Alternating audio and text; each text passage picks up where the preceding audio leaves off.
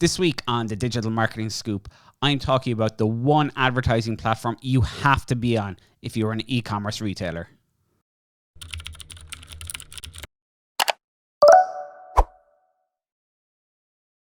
Hey everyone, welcome to this week's episode of the Digital Marketing Scoop. So this week I'm going to talk about the one platform that I feel you really have to be on if you are an e-commerce retailer. Any kind of long-term listeners will probably know the platform I'm going to discuss, and that platform is Google Shopping. Google Shopping is where you can take a feed of all the products on your website.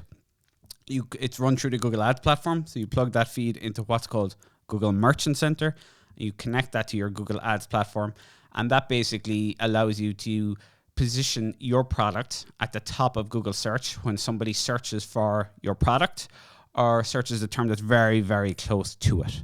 It's a fantastic way to get your product in front of people who are actively searching for it. So they're generally maybe a little bit further down the funnel. They're typing in the specific product make or model of the product. They're maybe that little bit further down the research phase. Generally, you'll find that they end up converting at a much higher rate. So it's especially vital platform if you have an e-commerce website with a huge amount of product on it, because what you may end up doing is initially putting the entire feed of products in. But after, running and testing the ads for a week or two, you may find little niches or sub-niches of product that perform extraordinarily well. That might be due to a lack of competition. It might be due to your pricing. It might be due to the content on your website that's converting them into sales.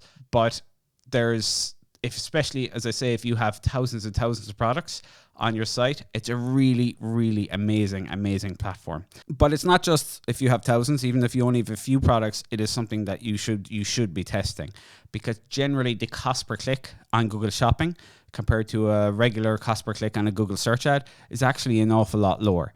And you probably also find that, as I say, because the person is that bit further down the sales funnel, that they'll actually have a better chance of converting into a sale for you as well. So the way I would go about doing this is, if you're on Shopify, you're on WooCommerce, you're on BigCommerce, there's ways to integrate directly with Google Merchant Center.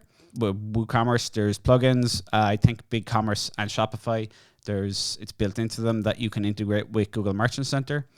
From there, you need to connect your Google Merchant Center to your Google Ads. And from there, you need to build out your Google Shopping campaign.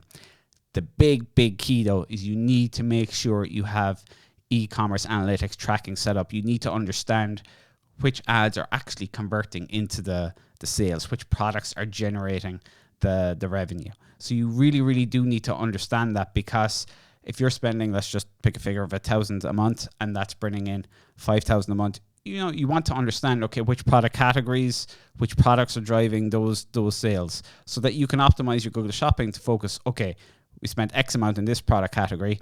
That did not generate much revenue. We spent the other half in this category, which did. Let's move the advertising funds from that category into the one that is performing. And that's a continuous improvement process, basically, that you would do with Google Shopping, in terms of, finding the niches and finding the products that would really work well for you and generate a fantastic return on ad spend. And I mean, that is the end goal, really, with Google Shopping, is that, you spend X amount a month and you make X multiplied by 4, 5, 6, 7, 8, 9, 10 or higher. That's the fantastic thing with Google Shopping. So if you are e-commerce, well worth your while testing out Google Shopping. Really great platform for helping you get new customers. Thanks for listening. That's been this week's episode of the Digital Marketing Scoop.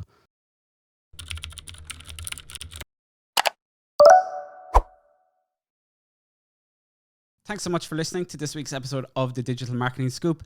I really hope you enjoyed it. If you haven't subscribed yet, please jump into your Apple Podcasts, your Google Podcasts, Spotify, whatever your favorite podcast platform is, and just make sure to follow and subscribe. Also, if you'd like to leave a review if you enjoyed the episode, I'd absolutely love for you to do that. We put out an episode every single week, all with digital marketing tips, case studies, ways to build your business with digital marketing. Also, if you are interested in bringing your own business online or looking at scaling your business, we'd love to chat with you here at CLIQ. You can visit us online at CLIQ.ie.